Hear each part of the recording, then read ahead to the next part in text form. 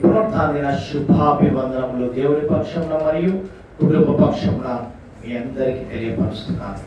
ప్రియమైన దేవుని సంగమా, ఎంతమంది ఈ దినము సిద్ధంగా ఉన్నారు? దేనికి? దేవుడు నాతో మాట్లాడతాడు, దేవుడు నాతో మాట్లాడుతాడు అన్న మాటకు ఎవరు సిద్ధంగా ఉన్నారు? గమనించండి. ఒక మాట అడుగుతాను మిమ్మల్ని, ఒక మాట అడుగుతాను.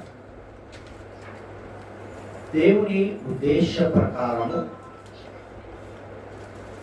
జనవరి మాసంలో మరి అడుగు పెట్టక మునుపు డిసెంబరు 31వ తారీఖున వాగ్దానాలు తీసుకున్న వారందరూ నెరవేరుతాయా నా పట్ల అనుకున్న వారు ఎంతమంది? నెరవేరుతాయా? Question mark. నెరవేరింది అన్నవారు ఎంతమంది? బాగా గమనించండి, మరలా అడుగుతాను. క్వశ్చన్ అర్థమైంది కదా? నెరవేరుతాయా, నెరవేరింది అంటే అవుతాయా, అవ్వవా, అయినాయా మన జీవితంలో అన్నవారు గమనించండి. అవుతూనే ఉన్నాయి అన్నవారు కూడా గమనించండి. మంచిది. ప్రియమైన దేవుని సంగమా, ఎదినాంశము వాగ్దానాలు ఎప్పుడు మొదలవుతాయి? Question mark. వాగ్దానాలు మన జీవితాల్లో ఎప్పుడు మొదలవుతాయి? నువ్వు తీసుకున్న వాగ్దానమే కానీ, దేవుడిచ్చిన వాగ్దానమే కానీ, నీకు ఉదయకాలంలో నీతో దేవుడు మాట్లాడిన వాగ్దానమే కానీ, నిజ జీవితంలో మాట్లాడుతున్న మాటలు, దేవుని వాక్కులు నీ జీవితంలో ఎప్పుడు మొదలవుతాయి? Question mark. బాగా గమనించండి ప్రియమైన దేవుని సంగమా, దేవుడు నీతో నాతో మాట్లాడుతున్నాడు. ఎవరితో మాట్లాడుతున్నాడు?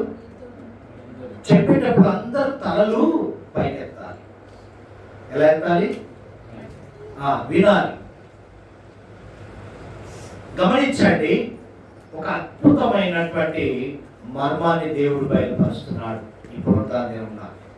ప్రియమైన దేవుని సంగమా, చూడండి, ఆరంభములే దేవుని వాక్యం సెలవిస్తుంది. ఆదికాండము 4వ అధ్యాయంలోనికి వెళ్దాం.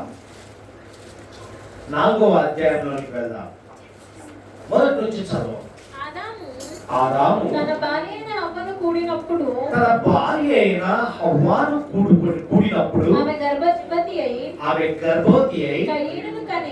కయీనును కని యెహోవా దయ వలన నేనొక మనుష్యుని సంపాదించుకొన్నాను. తరువాత ఆమె అతని తమ్ముడగు హేబేలును కనెను.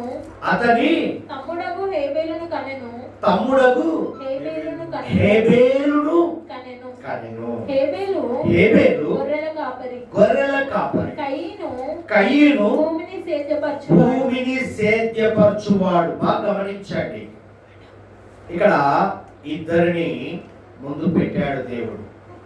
మొదటిగా ఎవరండి? మొదటి ఎవరు? కయీను. రెండవది మొదటి వాడు ఏం పని చేస్తున్నాడు? భూమిని సేద్యపరచువాడు. రెండవ వాడు గొర్రెల కాపరి. కొంతకాలమైన తరువాత కయీను పొలము పంటలో కొంత యెహోవాకు అర్పణగా తెచ్చెను. చూడండి, కొంతకాలమైన తర్వాత కయీను పొలము పంటలో కొంత యెహోవాకు అర్పణగా తెచ్చెను. హేబేలు కూడా తన మందలో తొలిచూలుడు పుట్టిన వాటిలో క్రొవ్విన వాటిని కొని తెచ్చెను. యెహోవా హేబేలును అతని అర్పణను లక్ష్యపెట్టెను. బాగా గమనించండి, చదువుతున్న మాటను వింటున్న మీరు గ్రహించండి. ఇక్కడ గమనించండి, కయ్యూను కొంతకాలమైన తర్వాత తన పొట్ట పొలంలో నుంచి కొంత అర్పణను హేబేలు తొలిచూలున పుట్టిన వాటిలో క్రొవ్విన వాటిని కొన్ని తెచ్చాడు. యెహోవా హేబేలును అతని అర్పణను లక్ష్యపెట్టెను. కయీనును అతని అర్పణను ఆయన లక్ష్యపెట్టలేదు. కాబట్టి కయీనుకు మిక్కిలి కోపం వచ్చి అతడు తన ముఖము చిన్న బుచ్చుకొనగా. చాలమ్మా, ఇక్కడ గమనించండి ప్రియమైన దేవుని సంగమా, ఈ దినము దేవుడు చక్కగా ఇద్దరిని ముందు పెట్టాడు. వారిద్దరిలో ఉన్నటువంటి మనోభావాలను మనస్తత్వాలను ముందుకు తెలియపరుస్తున్నాడు. కయ్యూను విషయంలో తెచ్చిన అర్పణను దేవుడు లక్ష్య పెట్టలేదు. హేబేలు తెచ్చినటువంటి అర్పణను దేవుడు లక్ష్య పెట్టాడు, ఆస్వాదించాడు, ఆహ్వానించాడు. అనగా ఇక్కడ గమనించండి, ఇక్కడ మొదలైంది. ఏం మొదలైంది అమ్మా?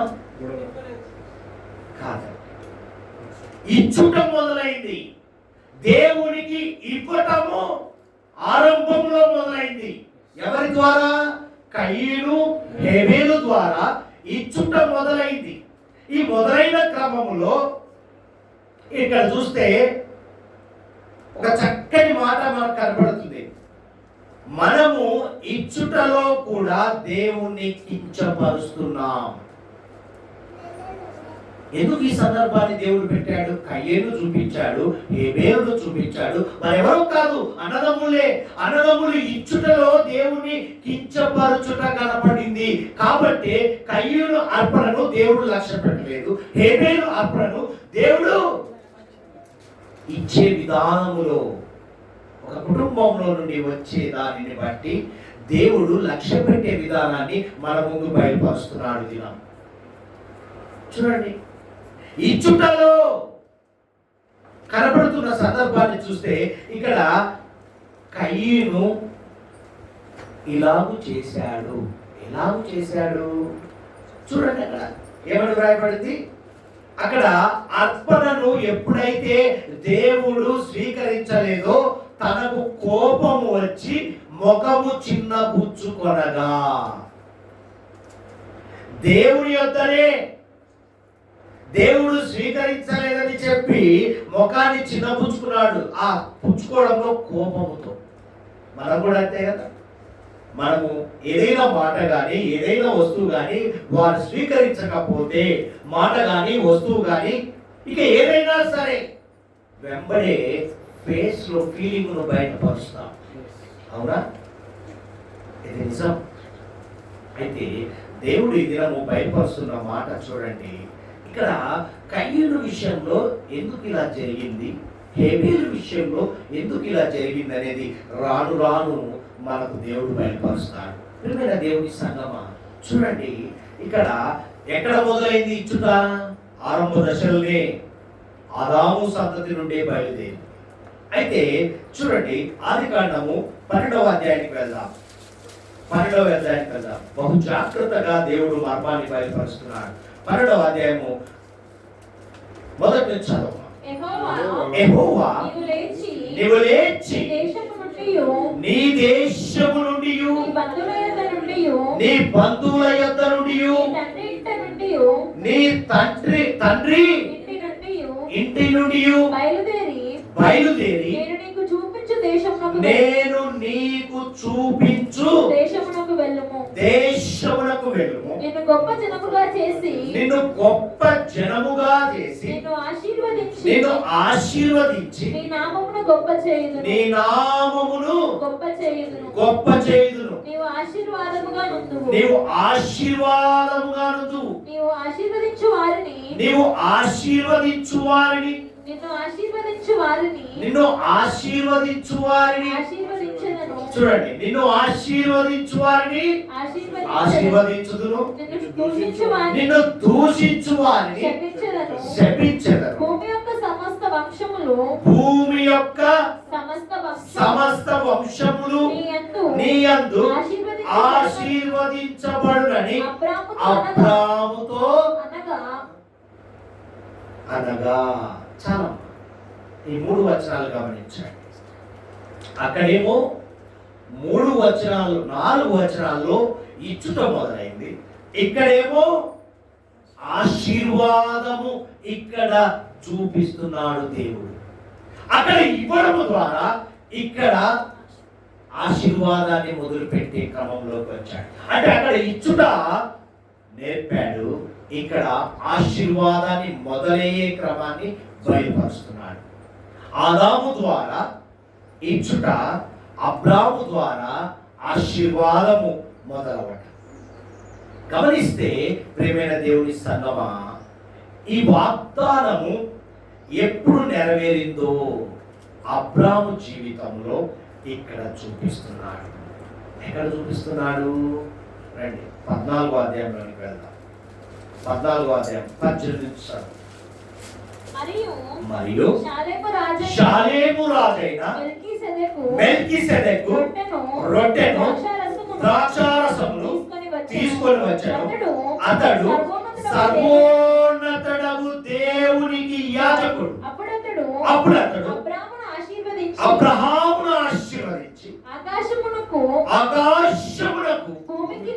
భూమికి సృష్టికర్తయు సర్వోన్నతుడైన దేవుని వలన అబ్రాము ఆశీర్వదింపబడునుగాక అనియు నీ శత్రువులను నీ చేతికి అప్పగించిన సర్వోన్నతుడగు దేవుడు స్తుతింపబడునుగాక అనియు చెప్పెను. అప్పుడు అన్నిటిలో ఇతనికి 10వ వంతు ఇచ్చెను. ఎప్పుడైతే ఆశీర్వాదము మొదలై ఆశీర్వాదము పొందుకున్న తర్వాత 10వ వంతు ఇవ్వడం మొదలు పెట్టాడు. ఎవరు? అబ్రాము గారు. ఆశీర్వాదము పొందుకున్న తర్వాత 10వ వంతు స్టార్ట్ అయింది. మన జీవితంలో కూడా నీ జీవితంలో ఆశీర్వాదము మొదలైంది అంటే నువ్వేం చేయాలి? దేవునికి ఆయన సొత్తుగా పిలుచుకున్న దేవుడు, ఆయన ప్రజగా నీ మీద ముద్ర వేసిన దేవుడు నీకు ఆశీర్వాదం ఇచ్చిన తదుపరి నువ్వు చేయవలసిన క్రమం ఏంటి? కృతజ్ఞత. ఆ కృతజ్ఞత ఏంటి? 10వ వంతు చెల్లించుట. హల్లెలూయా. గమనించండి, అబ్రాము ఆశీర్వాదం ఇక్కడ మొదలైంది. ఎక్కడ మొదలైంది? ఆరంభం నుంచి మొదలైతే 12వ అధ్యాయం నుంచి మొదలు పెట్టుకుంటే 14వ అధ్యాయానికి వచ్చేసరికి అంటే ఎంత జర్నీ జరిగిందో గమనించండి.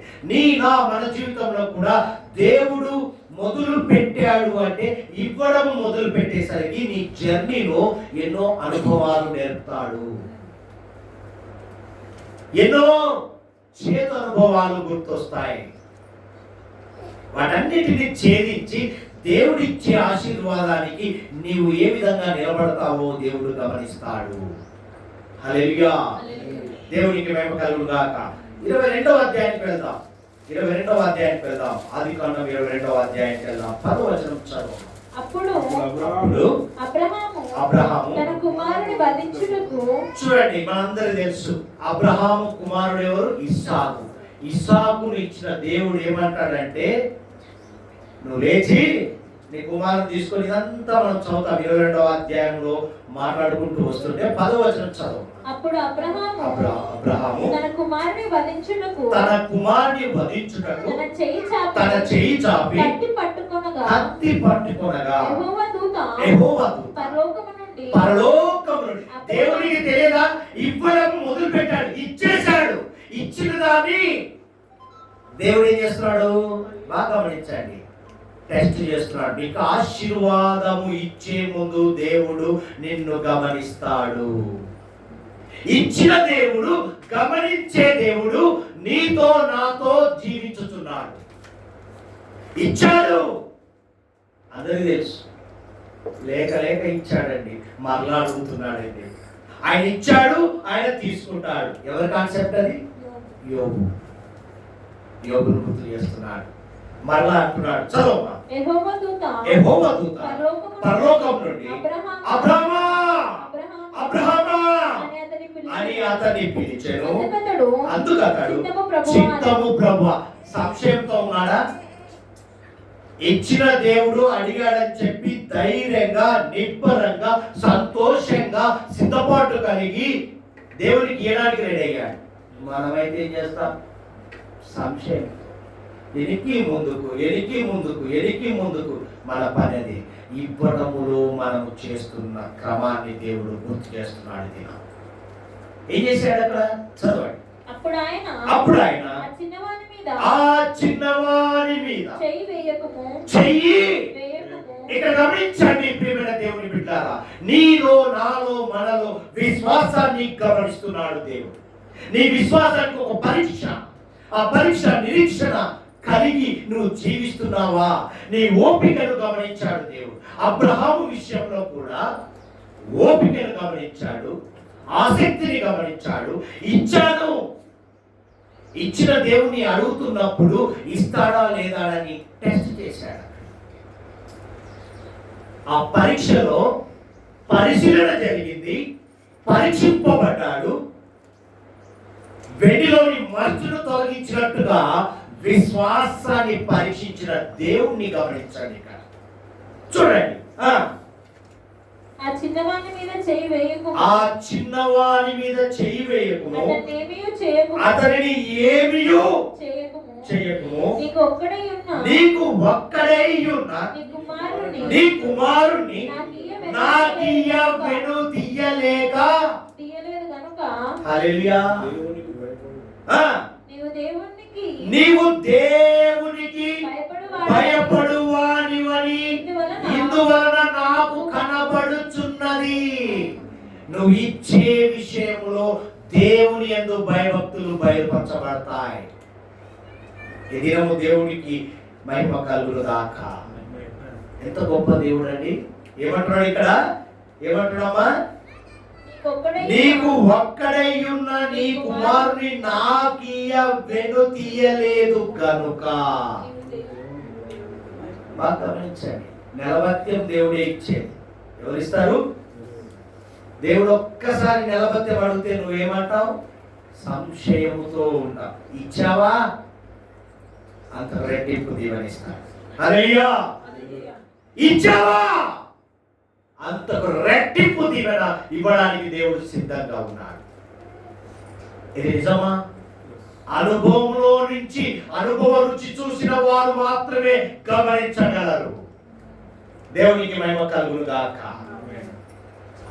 ఇచ్చి చూడమంటున్నాడు, ఇచ్చి నన్ను శోధించండి అంటున్నాడు. ఇచ్చువానికి అనేక మార్గాలు తెరవబోతున్నాడు దేవుడు. హల్లెలూయా. దేవునికి మహిమ కలుగును గాక. ప్రియమైన దేవుని సంగమా, చదవ. అప్పుడు అబ్రహాము కనులెత్తి చూడగా పొదలలో కొమ్ములు తగులుకొని ఉన్న ఒక పొట్టేలు వెనుక తట్టున కనబడే. అబ్రహాము వెళ్ళి ఆ పొట్టేలును పట్టుకొని తన కుమారునికి మాలుగా పెట్టి దహన బలిగా అర్పించాడు. అబ్రహాము ఆ చోటికి యెహోవా ఈరే అను పేరు పెట్టెను. అందుచేత యెహోవా పర్వతం మీద చూచుకొనునని నేటి వరకు చెప్పబడును. చెప్పబడెను. ఇచ్చిన దేవుడు అడిగినప్పుడు నువ్వు ఇస్తే యెహోవా ఈరే అని నువ్వు ఎప్పుడైతే చెప్తావో అంటే ఆయనే చూచుకొనును గాక. ఏంటండి? ఆయనే చూచుకొనును గాక. ఇచ్చిన దేవుడు అడిగాడండి, సంతోషంగా ఇచ్చావా? ఆయనే చూసుకుంటాడని ధైర్యంతో, నిబ్రంతో, విశ్వాసంతో నువ్వు విత్తావా? నీ గిన్నె నుండి పొర్లుతుంది. హల్లెలూయా. అబ్రాహాము విషయంలో ఏమైంది? అబ్రాహాము విషయంలో అబ్రహాముగా మార్చాడు దేవుడు. ఆయన ఈయన వెలు తీసింటే ఆశీర్వాదం మొదలయ్యేదా? కయ్యూనేంటి, హేబేలేంటి, అబ్రాహాం ఏంటి, ఏంటి ఇది? దానిలో ఉన్న మర్మాన్ని తీయబోతున్నాడు దేవుడు. నీ కనువిప్పు కలుగజేస్తున్నాడు దేవుడు. నీకు, నాకు, మనకు తెలియని సత్యాన్ని బయలుపరుస్తున్నాడు ఈ మధ్యాహ్న సమయం వేళ. ఈ మొదటి పునరుద్ధానం ఫిబ్రవరి 1వ తారీఖున గమనించండి ప్రియమైన దేవుని సంగమ. ఈ పునరుద్ధానంలో ఇచ్చుట నేర్పుతున్నాడు దేవుడు. ఇచ్చిన దేవుడు అడుగుతున్నాడు. అడిగినప్పుడు నువ్వు ఇవ్వడానికి ఏ విధంగా హృదయపూర్వకంగా ఇస్తున్నావా? సంశయంగా ఇస్తున్నావా? కోపంతో ఇస్తున్నావా? అసూయతో ఇస్తున్నావా? ద్వేషంతో ఇస్తున్నావా? లేకపోతే సుంకరి, ఇంకెవరండి? సుంకరి, పేదవాడు. ఇద్దరి మధ్యలో వ్యత్యాసాన్ని గమనించండి. పరిశీలు, సద్దుకై, అనేకమైనటువంటి ఉన్నత స్థితిలో ఉన్న వారిని గురించి కూడా దేవుడు మాట్లాడుతున్నాడు. ఇది గమనించండి. ఇచ్చిన దేవుడు నీకు తెలియదా? ఆయన తెలియదా? నువ్వు అంటావు ఆయన తెలియదయ్యా, ఇచ్చిండు మళ్ళా అడుగుతున్నాడు. మనం అనుకుంటాం ఇచ్చిన దేవుడు నీకు సంగతి ఏంటో తెలుసు అంటాడు కదా అక్కడ. నీ క్రియలు నేను ఎరుగుదును, నీ స్థితి ఏంటో నాకు తెలుసు, నువ్వు ఏ స్థితిలో ఉన్నావో నాకు తెలుసు, నటించకు అంటున్నాడు. ప్రియమైన దేవుని సంగమా, ఎందుకు ఈ మాట చెప్తున్నాడంటే ఇక్కడ 10వ భాగము ఆరంభమైంది. ఇక్కడ ఎక్కడి నుంచి? ఇచ్చుటలో బయలుపరిచాడు అన్నదమ్ముల ఆదాము సంతతి నుండి అబ్రహాం కాడికి వచ్చేసరికి ఇచ్చిన దేవుడు ఏం చేశాడు? ఆశీర్వాదానికి, నీకు ఇవ్వడానికి, ఆశీర్వాదం మొదలు పెట్టడానికి ఇచ్చిన దేవుడు మళ్ళీ అడిగాడు. అడిగిన దేవుడికి ఇస్తున్నావా, దాచిపెడుతున్నావా, సగం ఇస్తావా, లేక అప్పుడే ఆలోచన కలిగి గొర్రెపిల్ల తీసుకొచ్చి ఆడ పెట్టింటే అబ్రహాంకి ఆశీర్వాదం వచ్చేదా? అబ్రహాంగానే ఉండేవాడేమో, అబ్రహాముగా మారేవాడు కాదు. చూడండి, గమనించండి ఎంత మర్మం. ఇచ్చిన దేవుడు అడిగాడు, అడిగిన దాన్ని కాదనకుండా ధైర్యంగా ఒకడే కుమారుడు కదా అని చెప్పి ఏం చేశాడు? వెళ్ళాడు, సిద్ధపాటు కలిగాడు. ఆగో, నాకు ఇయ్యడానికి వెను తిరగలేదు, వెను తిరగలేదు. నువ్వు సాకు చెప్పలేదు. మనమైతే ఎన్ని సాకులు చెప్తాం. అది ఉంది ప్రభా, ఇది కట్టాలి ప్రభా, అది కట్టి ఏందయ్యా అని అడుగుతే నువ్వు నాకేందయ్యా? ఇచ్చి చూడు, మొత్తం ఇచ్చి చూడు. నువ్వు అనుకోని రీతిగా దేవుడు నీ ఇంట్లోకే సిద్ధపాటు చేసి. హల్లెలూయా. ఈ అనుభవం పొందుకున్న వారు నిజంగా సంతోషించుదురుగా. దేవునికి మహిమ కలుగునుగా. ఇక్కడ మొదలైంది. అబ్రహాం దగ్గర 10వ భాగం మొదలైంది. ఏం చేశాడు? తన 10వ భాగం ఇవ్వడానికి సిద్ధపడ్డాడు. డబ్బులు ఇస్తేనే కాదు, 10వ భాగం తన కుమారుణ్ణి ఇవ్వడానికి, అది కూడా 10వ భాగమే, అది ప్రథమము. ఇవ్వడానికి సిద్ధపడ్డ దేవుడు, దేవునికి ఇవ్వడానికి సిద్ధపడ్డ అబ్రహామును చూసి అబ్రహాము అని లేక అబ్రహాము మొదటిగా అబ్రహాము అని పిలువబడ్డాడు. ఎప్పుడైతే దేవుని ఆశీర్వాదం మొదలైందో అబ్రహాం, చూడండి పేరులో దీర్ఘం, హాం అంటే నీకు ఇచ్చేది దేవుని దగ్గర పొందుకునేది ఎలా ఉంటుందంటే అది సాగిపోతూనే ఉంటుంది. ప్రియమైన దేవుని సంగమా, ఇక్కడ గమనించండి. కయ్యను ఎందుకు ముద్దు పెట్టాడు? కయ్యను ఇచ్చిన దాన్ని కయ్యను ఇచ్చి శాపానికి గురయ్యాడు. చదవమ్మా ఆదికాండం 4వ అధ్యాయంలోనికి వెళ్ళి దేవుడు మాట్లాడుతున్నాడు చక్కగా. యెహోవా కయీనుతో, ఆ, నీకు నీకు కోపమేలా, ముఖము చిన్నబుచ్చుకొని ఉన్నావేమి? అక్కడ అన్ని క్వశ్చన్ మార్కులు కనపడుతున్నాయి. ప్రియమైన దేవుని సంగమా గమనించండి. నీవు సక్రియ చేసిన ఎడల తలనెత్తుకొనవా? సక్రియ చేయని ఎడల వాకిట పాపము పొంచి ఉండును. నీ ఎడల దానికి దేనికి? ఆత్మకు.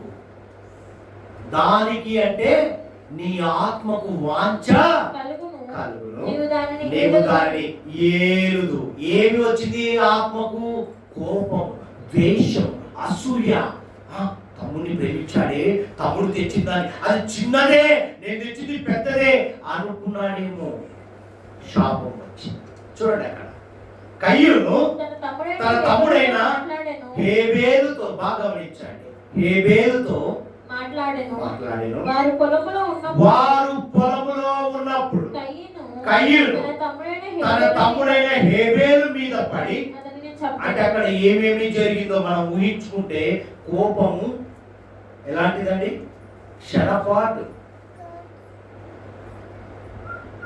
చంపే వరకు తీసుకెళ్ళి సొంత తమ్ముడు అనేది కూడా మర్చిపోయాడు. అంటే చూడండి ద్వేషం ఎట్లా వస్తుందంటే, చూడండి ఏమంటున్నాడు అక్కడ, కయ్యూను తన తమ్ముడైన హేబేలుతో మాట్లాడాడు. ఆ మాటల వర్షంలో ఏం జరిగిందో తెలియదు, కానీ తెలిసేదే ఉంది అక్కడ, మనకు అర్థమవుతుంది అక్కడ క్లియర్గా. వారు పొలంలో ఉన్నప్పుడు కయ్యూను తన తమ్ముడైన హేబేలు మీద పడి అతని చంపేంత కోపం. చూసారా? శనికి ఆవేశం అంటారు కదా. అంటే క్షణపాటులో వచ్చే ఆవేశం ఎలా ఉంటుందంటే అది మరణానికి దారి తీస్తుంది. చూడండి, యెహోవా నీ తమ్ముడైన హేబేలు ఎక్కడున్నాడని కయీను అడగగా, అతడు నేను ఆదామును అవ్వను కూడా దేవుడు అడిగిన సందర్భం అదే. ఏమయ్యా నాకు తెలియదు, నెపం. మనం ఏం చేస్తాం? వేరే వాళ్ళ మీదకి వేయడానికి సిద్ధపడతాం. నేను ఇరుగను అంటున్నాడండి, ఇంత చక్కగా అంటున్నాడు చూడండి. నా తమ్మునికి నేను కావలివాడనా? తప్పు చేసింది కాక దేవుడు అడుగుతున్న విధానాన్ని గమనించలేని స్థితిలో ఉన్నాడు. అప్పుడు ఆయన నీవు చేసిన పని ఏమిటి? నీ తమ్ముని రక్తము యొక్క స్వరము నేలలో నుండి నాకు మొరపెట్టు. హల్లెలూయా! అంటే ఎంత యథార్థత, ఎంత దేవుని యందు భయభక్తులు కలిగి ఉంటే ఆ రక్తము దేవునికి స్వరము వినపడ్డదంట. చూడండి, హేబేలు రక్తం అంటే ఆయన అర్పణ ఒక ప్రత్యేకత, ఆయన రక్తము కూడా దేవుని కదిలించేసింది.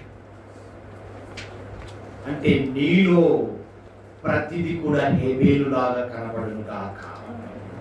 చదువు. కావున నీ తమ్ముని రక్తమును నీ చేతిలో నుండి పుచ్చుకొనుటకు నోరు తెరిచిన ఈ నేల మీద ఉండకుండా నీవు శపింపబడిన వాడవు. హల్లెలూయా! దేవునికి ఇచ్చే దాంట్లో ప్రథమంగా ఉన్నాడు, మంచిదే. కానీ ఇచ్చే విషయంలో కూడా నీలో కోపము, ద్వేషము, అసూయ, మత్సరము, విభేదం ఉంటే ఆ అర్పణ దేవునికి అయిష్టము. చెప్తున్న మాట గమనించండి. మొదలైంది ఇచ్చుట ఇక్కడ నుండే, మొదలైంది కూడా దేవుని ఉగ్రత మొదలైంది కూడా ఇక్కడ. గమనించండి. నీవు నేలను సేద్యపరచునప్పుడు అది తన సారమును ఇక మీదట నీకు ఇయ్యదు. నీవు భూమి మీద దిగులు పడుచు దేశ దిమ్మరివై ఇందువలెను. అందుకు కయ్యూను, నా దోష శిక్ష నేను భరించలేనంత గొప్పది నేడు ఈ ప్రదేశం నుండి నన్ను అతిథి రాకుండా వెలివేయబడి దిగులు పడచ్చు. భూమి మీద దేశ దిమ్మని నయ్యుందును. కావున నన్ను కొనుగొను వాడెవడో వాడు నన్ను చంపునని యెహోవాతో తను తానే శపించడం ఒక లెక్క, తను తాను శపించుకున్నాడు. అయినా ఒక మర్మం ఉందండి. దేవుని చేతిలో పడ్డ వ్యక్తులు శపింపబడ్డా కూడా ఒక కన్సిడర్ దేవుడు ఇస్తాడు. అటువంటి కయ్యూరు కడుపున ఎవరు పుట్టారు? ఎవరు పుట్టారు? ప్రార్థనా వీరుడు హానోకు. అంటే మొదట దేవుడు నీకు ఇచ్చేదాన్ని నువ్వు గుర్తించలేని స్థితిలో ఉన్నావు. అదే గుర్తించింటే నువ్వు ఎక్కడుండేవాడి? అబ్రహాము ఆశీర్వాదంలోనికి వెళుదుగాక. చూడండి, అంటే దేవునికి అయిష్టంగా జీవించాడని చెప్పి తాను తెలుసుకొని దేవుని యొద్ద మొరపెట్టాడు. మొరపెట్టి తన తప్పు తాను తెలుసుకున్నాడు. తెలుసుకున్న తదుపరి ఆ క్రమంలో జీవించే విధానంలో దేవుడు గర్భఫలం ఎలా ఇచ్చాడంటే హానోకు దేవునితో నడిచాడు. తండ్రిని బట్టి నడుస్తారండి, అది తప్పండి. దేవుని యొక్క ఉద్దేశాన్ని బట్టి నడుస్తారు పిల్లలు. ఇక్కడ కూడా జరిగిన సంఘటన చూస్తే కయీను ఇచ్చినట్లు ఇచ్చి శాపము తెచ్చుకున్నాడు. అటువంటి స్థితిలో ఉన్నావేమో ఒకసారి గమనించి కయీను లాంటి శాపం వచ్చేటట్లుగా ఇవ్వకు దేవునికి. దేవునికి ఎలా అంటే నీకు సంతోషంగా దేవుడు ఇచ్చాడు, సంతోషంగా ఇవ్వమంటున్నాడు దేవుడు. నేను ఇచ్చాను, నీ కష్ట ఫలితాన్ని నేను పొందుకోవాలని ఆశ కలిగి ఉన్నానంటున్నాడు దేవుడు. వాగ్దానాలు ఎప్పుడు మొదలవుతాయండి? నువ్వు ఇచ్చేదాన్ని బట్టి మొదలవుతాయి. హల్లెలూయా, దేవునికి మహిమ కలుగును గాక. నువ్వు ఇచ్చేదాన్ని బట్టే దేవుని యందు భయము భక్తి తెలుస్తుంది. ఇచ్చేదంటే ఆయన ధనాన్ని అడగడు. నీలో ఉన్న భయభక్తులు, నీలో ఉన్న ఆసక్తి దేవుడు చూస్తున్నాడు. ఇది ఇచ్చేదేముంది? ఆయన 10 ఇచ్చాడంటే మనం 20 ఇస్తాం. కాంపిటీషన్ ఉంటుంది, మంచిదే, ఇవ్వడం వల్ల అవసరం తీరుతుంది. కానీ దేవుని యందు భయభక్తులు కలిగి ఇవ్వమంటాడు. హేబేలేమో దేవుని యందు భయభక్తులు కలిగి ఇచ్చాడు. కయ్యూనేమో ఇవ్వాలని అసూయ కలిగి కోపముతో మనకు అన్ని కనపరచబడ్డాయి. అలా ఇవ్వకు అంటున్నాడు దేవుడు. నీ ఆశీర్వాదం ఎప్పుడు మొదలవుతుందంటే నీవు దేవుని యందు భయభక్తులు కలిగిన జీవితంతో ఇచ్చినప్పుడే. ఇవ్వడం అంటే ఏంటి? ఆయన అడిగేది తెలుసా? నీ హృదయాన్ని, నీ ధనాన్ని కాదు, నీ ఆస్తులను కాదు, నీ హృదయాన్ని. ఆ హృదయం ఏంటిదో కూడా దేవుడు బయలుపరుస్తున్నాడు. ప్రేమైన దేవుని బిడ్డ, ఇక్కడ మనం అనుకున్నాం, ఇక్కడ ఒక చక్కని మాట గుర్తు చేస్తున్నాడు. నీ భయభక్తుల ద్వారానే ఆశీర్వాదం మొదలవుతుంది కదా. అయితే ఒక కమిట్మెంట్ వెళ్దాం. అయ్యా, ఈ రోజు నుండి బాగా గమనించండి, ఈ రోజు నుండి నేను మొదలు పెడతాను. ఏంటిది? భయభక్తులు కలిగిన జీవితంతో నా హృదయాన్ని నీకు ఇవ్వడం మొదలు పెడతాను. ముందు హృదయాన్ని ఇద్దాం, తర్వాత నీ దశమ భాగం. నేను ఈ రోజు నుండి నా హృదయాన్ని తగ్గింపు కలిగి నీ యందు భయభక్తులు కలిగిన జీవితంతో నా హృదయాన్ని నీకు సమర్పించుకుంటున్నానయ్యా అని నువ్వు అడుగు. దేవుడు నీకు ఆశీర్వాదము మొదలయ్యే క్రమంలోకి ముందుకు తీసుకువెళ్తాడు. హల్లెలూయా, దేవునికి మహిమ కలుగును గాక. ఈ రోజు నుండే నా దశమ భాగము మొదలు పెడతానయ్యా. ఏ దశమ భాగము? ఆయన యందు భయభక్తులు కలిగినటువంటి తగ్గింపు కలిగిన జీవితంతో ఆయన ఆహ్వానించే మాటలు నడుపుతాను. హల్లెలూయా. ఆదికాండము 15వ అధ్యాయంలోకి వెళ్దాం. ఆదికాండము అదే 12వ అధ్యాయంలోకి వెళ్ళు. 12వ అధ్యాయంలోకి వెళ్ళు.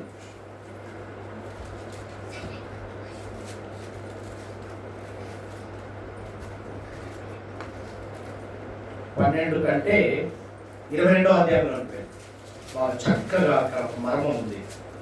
22:15 వచ్చారు.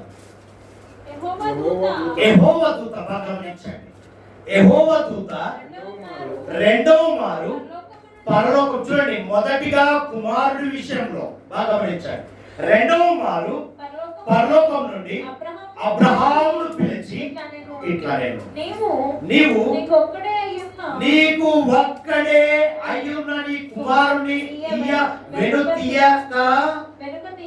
వెనుక తీయక ఈ కార్యము చేసినందున నేను నిన్ను ఆశీర్వదించి ఆకాశ నక్షత్రం వలెను సముద్ర తీరమందని ఇసుక వలెను నీ సంతానమును నిశ్చయముగా విస్తరింపజేసేదను. నీ సంతతి వారు తమ శత్రువులను గవిని స్వాధీనపరచుకొందురు. మరియు నీవు నా మాట వినినందున భూలోకములోని జనములన్నీ నీ సంతానము వలన ఆశీర్వదించబడునని నా తోడని ప్రమాణము చేసి ఉన్నానని యెహోవా సెలవిచ్చెను అనెను. హల్లెలూయా. బాగా గమనించండి ప్రియమైన దేవుని సంగమా, దేవుడు కుమారుణ్ణి ఇవ్వడంలో ఎనుకుపోలేదు కాబట్టి ఆశీర్వాదం మామూలుగా ఇయ్యలేదు. ఏ విధంగా ఇచ్చాడండి? సముద్రం దగ్గర బయట ఇసుక ఎట్లా ఉంటుందండి? దాన్ని లెక్క పెడతామా? ఆకాశం నక్షత్రం లెక్క పెడతామా? అంటే అంత గొప్ప ఆశీర్వాదం. చిన్న పని ఆయన చేసింది, కుమారుణ్ణి ఇయ్యడానికి వెనుకపోలేదు. అంటే నీకు ఇచ్చిన దాన్ని దేవుడు అడిగినప్పుడు నువ్వు ఇస్తే మామూలుగా ఉండదట ఆశీర్వాదం. అందుకే అబ్రహాము సంతానం అని చెప్పేది. అబ్రహాము ఆశీర్వాదం అనేది మామూలు విషయం కాదండి. అలాంటి ఆశీర్వాదంలోనికి, అలాంటి ఇచ్చుటలోకి నీవు నేను మనం వెళ్ళాలి అనేది దేవుని యొక్క ఉద్దేశం. హల్లెలూయా.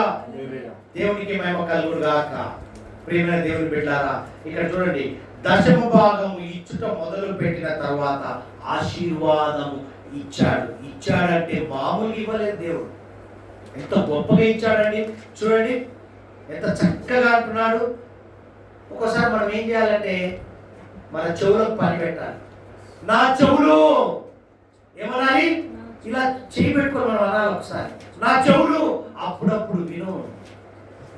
అప్పుడప్పుడు ఏం వినాలి? వాళ్ళేం చెప్పుకుంటున్నారు, వీళ్ళేం చెప్పుకుంటున్నారు, అదా వినకపోతే మనం నిద్రపడతాం. అది కాదంట. దేవునికి ఏమి ఇవ్వాలో వినమంటున్నాడు. దేవుడు ఏమి అడుగుతున్నాడో వినో. ముసలమ్మ ముచ్చట్లు కాదు. వాడేమనుకుంటు ఆయన్ని అవసరం లేదు నీకు. ముందోడు అనుకోని వెనకోడు అనుకోని నీకు అవసరం లేదు. దేవుడు చెప్పే స్వరాన్ని. ఏబేలు రక్తము మొరపెట్టిందండి. రక్తం మొరపెట్టింది. మరి నువ్వు మొరపెట్టే స్థితిలో లేవు. అంతే అంటున్నాడు, ఏమేమి ఇవ్వాలో విను. ఏమన్నా చెప్పినామంటే మొక్కలు అటు తిప్పుకుంటాం, ఇటు తిప్పుకుంటాం, చేతులు ఎత్తమంటే ఎత్తాం. అంటే ఉద్దేశం చెప్తున్నా, ఇవ్వాలని కాదు. ఇచ్చాడు అబ్రహాం, ఇచ్చాడు. ఎటువంటి ఆశీర్వాదం? లెక్క పెట్టలేనంత ఆశీర్వాదం. చిన్నదే. ఆడిచ్చాడు ఆ కుమారుణ్ణి, తీసుకువెళ్ళాడు. తలంపు రావాలి. నువ్వు ఇవ్వకపోయినా అక్కర్లేదు, నువ్వు వాగ్దానం రిలీజ్ చేయి, వాగ్దానం పొందుకో. దేవుడిచ్చే వాగ్దానానికి మాత్రం సిద్ధంగా ఉంటావు. నువ్వు ఇచ్చే వాగ్దానం దేవుడికి స్వీకరించాలని ఆశ ఉండదా? ఎప్పుడు ఇస్తావా నా బిడ్డ వాగ్దానం అని దేవుడు ఎదురు చూస్తాడు. నాకెందుకులే, మౌనం. అప్పుడప్పుడు వినమంటున్నాడు దేవుడు. వినే చెవు ఇచ్చాడు దేవుడు. ఓ చెప్పు విను అంటున్నాడు. దేవుడికి ఏమి ఇవ్వాలో, ఏమి ఇవ్వాలని ఆసక్తితో ఉండాలి మనం. అప్పుడే నీవు ఇసుక రేణువులంత ఆశీర్వాదం పొందుకుందురు గాక. హల్లెలూయా. చూడండి ఇక్కడ గమనించండి, ఒక అద్భుతాన్ని దేవుడు బయలుపరుస్తాడు. 18వ వచనం చదవండి. అది 22. మరియు నీవు నా మాట వినినందున భూలోకంలోని జనముల నీవు నీ సంతానంలో ఆశీర్వదింపబడును నా తోడని. ప్రమాణము చేసి ఉన్నానని. మొట్టమొదటి ప్రమాణం మనం చెయ్యం కానీ దేవుడే ప్రమాణం చేశాడు. నిబంధన నిబంధన నీకు నాకు మధ్య నిబంధన ఏంది? అబ్రహాముకు ఇచ్చిన వాగ్దానాన్ని మన పట్ల నెరవేరుస్తున్నాడు. గమనించండి, నా తోడు. అబ్రహాము నిజంగా నా తోడు. మనమటగా మనం కూడా ఒట్టు పెడతాం అప్పుడు, నా తోడు. నిజంగా చెప్పు, నిజంగా చెప్పు. తలమి చేయబెడతాం కదా, నిజంగా చెప్పు, నా మీద ఒట్టు. దేవుడే పెట్టాడండి అబ్రాహాముకు. అబ్రాహాము నా తోడయ్యా నీకు ఇస్తున్నా. దేవుడికి అవసరమా? ఎందుకు అవసరమో కూడా దేవుడు బయటపరుస్తున్నాడు. చూద్దాం ఇక్కడ. ప్రియమైన దేవుని బిడ్డారా, ఇక్కడ గమనించండి. దేవుడు ఇక్కడ ఏమంటున్నాడంటే ఈ 18వ వచనంలో, నా మాట వినినందున నిన్ను ఆశీర్వదిస్తున్నాను అంటున్నాడు. నా మాట విన్నావు, నేను చెప్పానంతే, తీసుకొచ్చావు, నీ కుమారుని సిద్ధపరిచావు. నా మాట వినినందునే నాకు సంతోషం కాబట్టి నా తోడయ్యా అంటున్నాడు దేవుడు. అదే మన మాట వింటే ఏమంట? నువ్వు నా మాట నీకు అది ఇస్తాం ఇది ఇస్తామని చెప్తావు. అవునా? నిజమా? హల్లెలూయా. చూడండి, అందుకే వాగ్దానం చేశాడు దేవుడు అబ్రాహాముతో. నిబంధన నెరవేర్చాడు దేవుడు. దేవునికి మహిమ కలుగుగా. ఇచ్చువానికంట, చూడండి, ఇచ్చువానికి దేవుడు తన రాజ్యంలో నివాసం ఇస్తున్నాడు. ఏమిస్తే? కైలాగా తగ్గింపు హృదయాన్ని తగ్గించుకొని నీ హృదయాన్ని దేవునికి, అంటే ఆయన యొద్దకు రావడమే ముఖ్యం. అబ్రహాం ఏం చేశాడు? కుమారుడు తీసుకొని వచ్చాడు అంతే, కార్యం చేయలేక సిద్ధపాటు కలిగి ఉన్నాడు. నీవు సిద్ధపాటు కలిగి ఆయన యొద్దకు వచ్చేదే ఆయనకి ఇష్టం. అప్పుడే నీకు వాగ్దానం రిలీజ్, అప్పుడే నీ జీవితంలో వాగ్దానం మొదలవుతుంది. అప్పటి వరకు వాగ్దానం మొదలు కాదు. నువ్వు తీసుకుంటావు, బైబిల్లో పెడతావు, సెల్ఫ్లో పెడతావు, తర్వాత 30 ఏళ్ళు చూస్తావు, అవును ఇది నిజంగా నెరవేరింది. ఎప్పుడూ నెరవేరైంది నీ జీవితంలో, కానీ గ్రహించలేక ఉన్నావు. హల్లెలూయా. దేవునికి ప్రత్యేకత కొలత ఉంది. దాని గురించి నువ్వు తెలుసుకోవాలనే దేవుడి మర్మాలు. ఏ కొలత? నువ్వు ఇచ్చేది కొంచెమే, కానీ దేవుడు ఇచ్చేది పట్టజాలనంత. కుమారుడు ఒక్కడిని తీసుకెళ్ళాడు, ఆశీర్వాదాలు ఎన్ని పొందుకున్నాడు? సంతానమే చెప్పుకోదగ్గట్టు నిలబెట్టాడు చరిత్రలో. నిన్ను కూడా ఆ విధంగా నిలబెట్టాలని దేవుని యొక్క ఉద్దేశం. హల్లెలూయా. 2వ సమూయేలులోకి వెళ్దాం. 2వ సమూయేలులోకి వెళ్దాం. చక్కని మర్మం దేవుడు బయలుపరుస్తున్నాడు. 2వ సమూయేలు 8వ అధ్యాయంలోకి వెళ్ళాలి. ఇక్కడ ఒక చక్కని మర్మాన్ని దేవుడు ఈ దినం బయలుపరిచాడు. 8వ అధ్యాయము 5వ వచనం చదువు.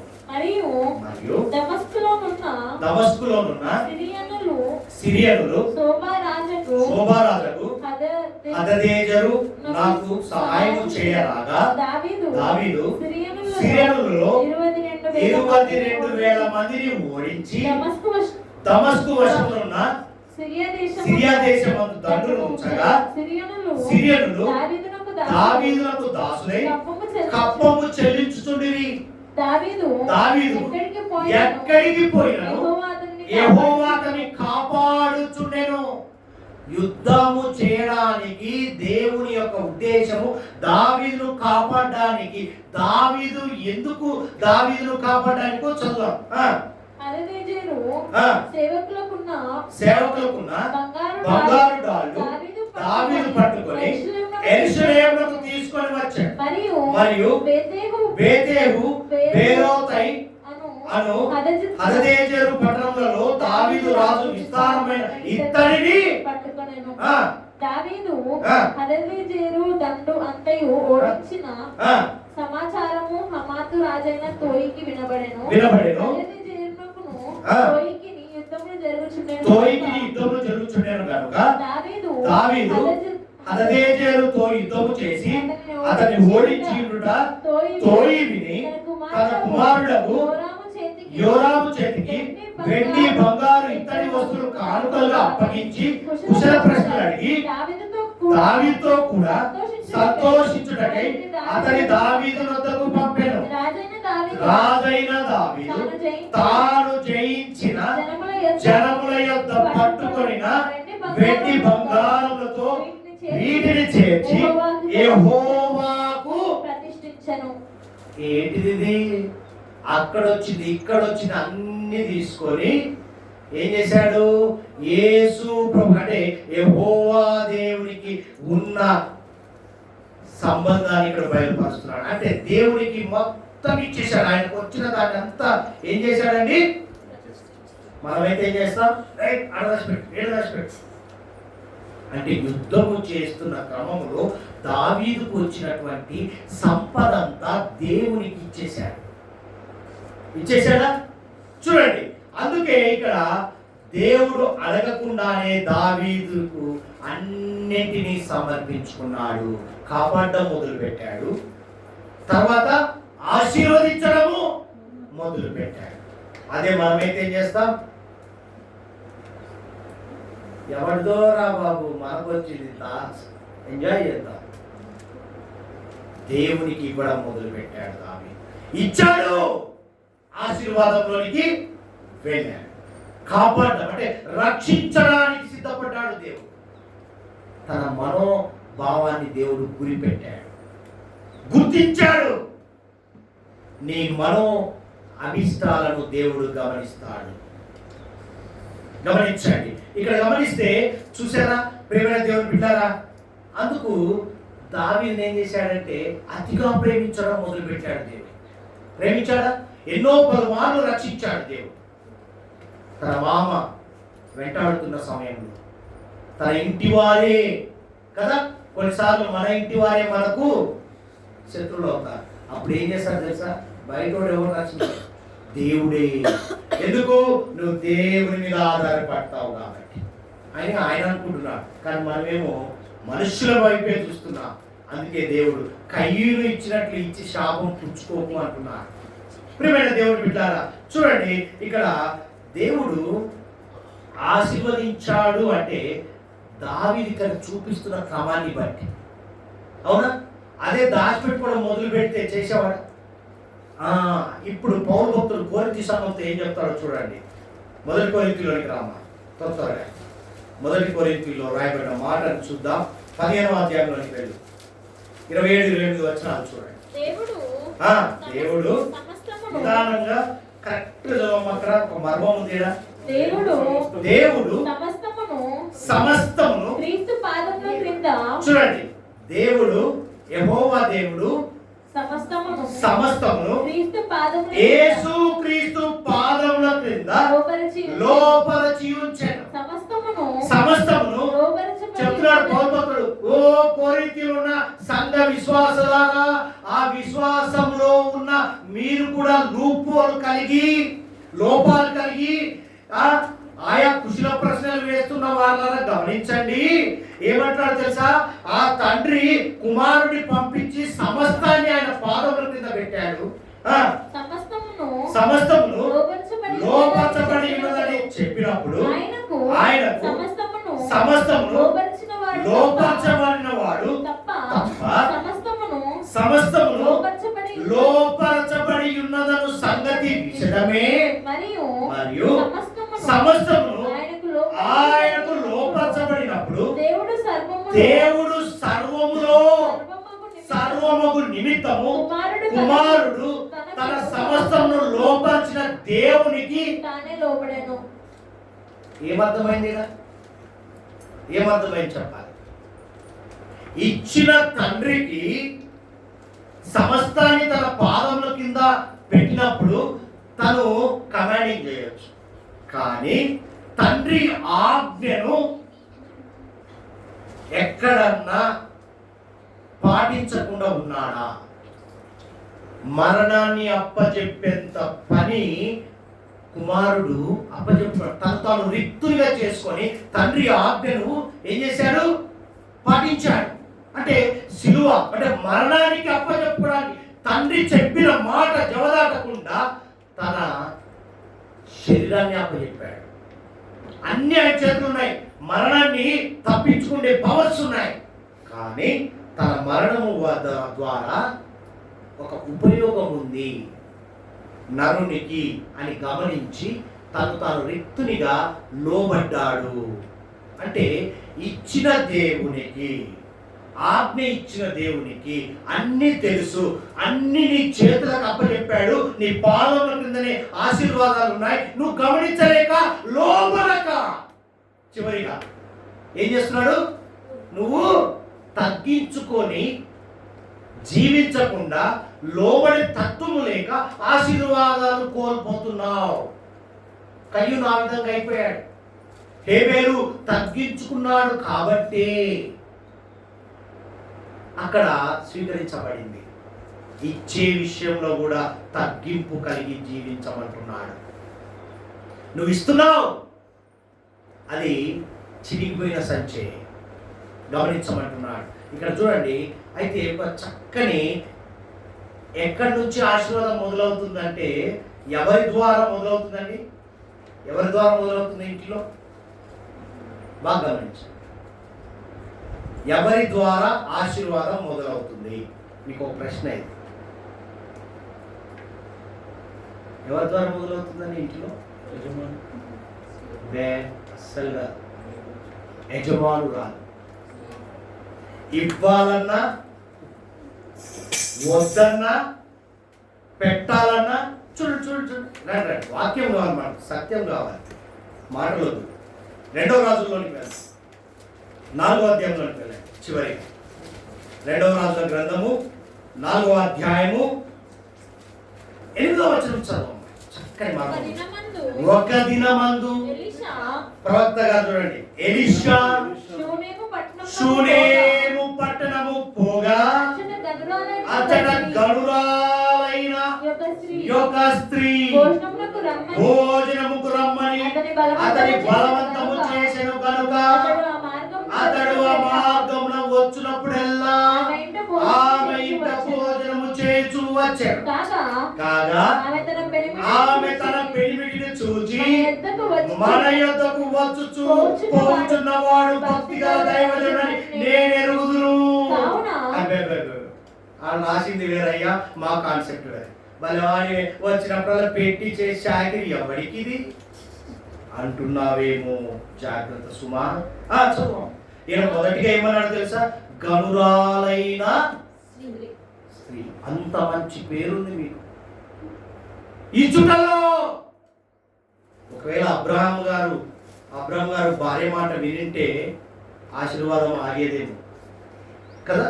అంటే అక్కడ సందర్భం జరిగిందేమో, డిస్కస్ అయిండొచ్చు కదా. చదువు. కావున మనము గోడ మీద ఏమంట? అతనికి గోడ మీద ఒక చిన్న గది కట్టించి అందులో అతని కొరకు మంచము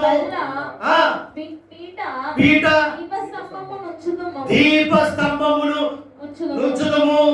అతడు మన ఎదురుకు వచ్చినప్పుడల్లా అందులో బస చేయవచ్చునని చెప్పెను. ఆ తరువాత అతడు అక్కడికి ఒకానొక దినమున వచ్చి ఆ గదిలో చొచ్చి హల్లెలూయా. అటువంటి స్థితిలో స్త్రీలు ఉందురుగాక. ఇది నిజమా? తలుపులేస్తారు. అందుకే అంటే ఎందుకు ఈ మాట బయలుపరిచాడో తెలుసా? అక్కడ యేసుక్రీస్తు ప్రభువాన్ని లోబడే విషయంలో చూపించాడు పౌలు భక్తుల ద్వారా. మరలా ఇక్కడ గనురాలైన స్త్రీ అంటే ఇచ్చుటలో యజమానురాలు కాడ నుంచి రావాలి. నాదేం లేదండి, ఆమె ఒప్పుకుంటే. ఈ డైలాగ్ జాగ్రత్త అండి, చెప్పేవారు భక్తులు గమనించండి. ఇందాక పాస్టర్ గారు లోబడాలి అని చెప్పారు కదా, కోపము అని జిమ్మి గారు చెప్పారు కదా, పిల్లలు కోపం అనే కాన్సెప్ట్ వాక్యం చెప్పారు, విధేయత వాక్యం చెప్పారు. ఇవన్నీ వారమంతా మాట్లాడిన దేవుడు ఇదే మాట్లాడాడు. నీ వాగ్దానాలు ఎలా మొదలవుతాయంటే నువ్వు ఇచ్చుటలో, అంటే లోబడి తగ్గింపు కలిగి విధేయత కలిగి నీలో ఉన్న కోపాన్ని తగ్గించుకోమంటున్నాడు. శాపం వస్తుంది అంటున్నాడు. కయ్యూను శాపము లాగా చేసుకోకు అంటున్నాడు. కయ్యూను ఇచ్చినట్టుగా శాపము పొందకు. ఏమంటున్నాడు అక్కడ? గనురాలైన స్త్రీగా ఎంచబడ్డ నీవు ఈరోజు ఒక గది వద్దులే, ఒక ఆతిథ్యం చాలు. అంతేనా? దేవుడు కోరుకునేది ఒక్కటి, గనురాలైన స్త్రీ అన్నాడు. ఆ స్త్రీ ఓపెన్ ద డోర్ అంటేనే దేవుడు ఓపెన్ ద డోర్ అంటాడు. అవునా? వెనకం చేస్తారు, నాకు ఇచ్చిన ఆకు తెచ్చి చేతిలో పెట్టడమే తెలుసు అంటే అట్లా చాలా మంది లేరు. ఇచ్చేవారని చెప్తున్నా, అలా పెట్టేవారు ఉన్నారు, క్రమం మంచిదే. కానీ ఇచ్చుట వరకే నీ పని అయితే తీసుకొనటము దేవుని పని. నువ్వు ఇచ్చి శోధించమన్నాడు. నువ్వు ఇస్తే ఆశీర్వాదం మొదలైంది. అబ్రహాము ఇచ్చాడు, ఆశీర్వాదం మొదలైంది. యేసుక్రీస్తు ప్రభువు వారు ఇచ్చారు, లోకాన్ని జయించే వీరుడిగా నిలబడ్డాడు. అవునా? అంత త్యాగం మనం చేయకపోయినా పర్లేదు, కానీ ఆతిథ్యం ఇద్దాం కదా. గనురాలైన అంటే అర్థమేంటి తెలుసా? ఇక్కడ విశ్వాసాన్ని మనకు గుర్తు చేస్తున్నాడు. అంటే మనం అనుకోవాలి, ఈ దినం స్త్రీలు అనుకోవచ్చు, విశ్వాసం నా కంట్రోల్లో ఉందా అంటే ఆతిథ్యం ఇచ్చే వాళ్ళే ఉన్నారు ఇక్కడ. మంచిది, దేవునికి మహిమ కలుగును గాక. అంటే మన కంట్రోల్లో ఉందా లేదా అనేది మనము తెలుసుకోవడానికే బయలుపరచాడండి ఇక్కడ. ప్రియమైన దేవుని బిడ్డలారా, వాగ్దానము ఇచ్చుట ద్వారా మొదలవుతుంది. ఏమి ఇచ్చుట ద్వారా? నీ వాక్, నీ వర్డ్ రిలీజ్ అయిందా అంటే దేవుని యొక్క వర్డ్ రిలీజ్ కోసమే చూస్తాను, కానీ నీ యొక్క వర్డ్ రిలీజ్ చేయవు. నోరు కదపమే, ఇచ్చి చూడు. దేవుడు నీకు పట్టజాలనంత ఇస్కొరేణువుల వలె, నక్షత్రం వలె అబ్రహాంకి ఇచ్చినట్టుగా ఇచ్చునుగాక. ఎందుకు ప్రభా ఇదే చెప్పమని అంటే, చెప్పు బిడ్డ అన్నాడు. ఇచ్చడం అంటే డబ్బులు కాదండి, అది తప్పుగా అనుకుంటున్నారు. మొట్టమొదటి ఫిబ్రవరి అడుగు పెట్టామో లేదో మొదటి ఆదివారంలోనే పాస్టర్ గారు ఇవ్వండి అంటే, ఇచ్చేది దేవుడికి అక్కలేదు బాబు, నీది కయ్యోలు లాగానే ఉంది, అవసరం లేదు. హేబేలు లాగా తగ్గించుకున్న స్వభావం, నీ హృదయం నాకు ఇవ్వు చాలంతే. నువ్వు ఇచ్చే తర్వాత సంగతి, నువ్వు తగ్గించుకొని నా దగ్గరికి రా, నేను ఇచ్చేది చూడు. నీ హృదయాన్ని అడుగుతున్నాడు దేవుడు. అంతకు మించి నీ ఆస్తులు అడగట్లేదు, నీ సంపాదనలు అడగట్లేదు, నీ దశమభాగం. మనం దశమభాగం అసలు చక్కగా ఇవ్వట్లేదు. ఎవరు ఏమిస్తున్నావు? దొంగిలిస్తున్నావు. దశమభాగం అంటే ఏంటండి? 1000 రూపాయలు నీకు వస్తే 100 రూపాయలు నీ దశమభాగం కాదని. 100 రూపాయలు దేవుందని, 90 రూపాయలు 9 రూపాయలు నీ దశమభాగం. 19 రూపాయలు, అమ్మ 19 రూపాయలు ఇవ్వాలయ్యా దేవునికి, భలేవాడివే, 100 ఇచ్చేదే గొప్ప సంగతి అంటాం. ఇచ్చి చూడు, దేవునికి మహిమ కలుగును. నేను అదేందో తర్వాత మీకు చెప్తాను వాక్యమైన తర్వాత. ప్రియమైన దేవుని సంగమా, ఇక్కడ గమనించండి, కయ్యూను ఇచ్చినట్లుగా కాకుండా కోపము, ద్వేషము, అసూయ అన్ని మాని ఇచ్చి తాను తగ్గించుకొని, యేసుక్రీస్తు ప్రభువారు తండ్రి చెప్పినట్టుగా తగ్గించుకున్నాడు. హేబేలు ఏ విధంగా రక్తము మొరపెట్టిందండి, అది దేవుడు గమనించాడు, దాన్ని దేవుడు స్వీకరించాడు. కయ్యూను స్వభావం వదలమంటున్నాడు. హేబేలు స్వభావంతో ఇస్తే దేవుడు నీకు ఆశీర్వాదం మొదలు పెడతాడు. క్వశ్చన్ మార్క్ జవాబు వచ్చిందా? క్వశ్చన్ మార్క్ అనగా వాగ్దానాలు ఎప్పుడు మొదలవుతాయంటే, కయ్యూను లాంటి స్వభావం వదులుకొని, లోబడి, విధేయత కలిగి, కోపాన్ని తగ్గించుకొని, తాను రిక్తునిగా చేసుకున్న యేసుక్రీస్తు ప్రభువు ఏమంటాడు అక్కడ? విశ్వాసానికి కర్త అయిన ఆయన వైపు చూసినప్పుడు నీవు ఆశీర్వాదాన్ని పొందుకుంటావు. దేవునికి మహిమ కలుగును గాక. హల్లెలూయా. ఎంతమంది గనురాలైన స్త్రీలు ఉన్నారు ఇక్కడ? చేతులెత్తండి. అందరూ గనురాలైన వాళ్ళే, ఎవరు తక్కువేం కాదు. కానీ మీలో విశ్వాసాన్ని, అంటే గనులైన వాళ్ళు పురుషులు కూడా ఉన్నారా? విశ్వాసాన్ని టెస్ట్ చేస్తున్నాడు దేవుడు. గమనించండి, ఇక్కడ అంటున్నాడు దేవుడు నిన్ను గుర్తించాలంటే నీకు విధేయత కలిగి ఉండాలి. మరలా అంటున్నాడు, వినయము గల వారిని తగిన సమయంలో దేవుడు హెచ్చిస్తాడు. అంతేనా? వినయము కలిగిన వారిని తగిన కాలంలో దేవుడు హెచ్చిస్తాడు. ఈ దినము నుంచి వినయ విధేయతను కలిగి కోపాన్ని తగ్గించుకొని తగ్గింపు హృదయంతో, ఈ ఖాళీ హృదయంలో అంటే నిండి ఉన్నది లోకంతో, అంటే ఏముంది? మత్సరము, విభేదము, కోపము, ద్వేషం, అసూయతో నింపుకున్న కయ్యూను ఏ విధంగా శపింపడ్డాడో ఆ విధము నాకు అక్కర్లేదని చెప్పి ఈ హృదయాన్ని తగ్గింపు హృదయముగా వినయ విధేయతలు కలిగి లోబడి ఆయన్ను ఆహ్వానించండి. నాలో నివసించయ్యా అన్నప్పుడే నీవు హేబేలు లాంటి జీవితంతో, మరణ అబ్రహాము ఆశీర్వాదంతో, దావీదు ఆశీర్వాదంతో తిరిగి వెలుదువు గాక. దేవుడి మాట దీవించును గాక.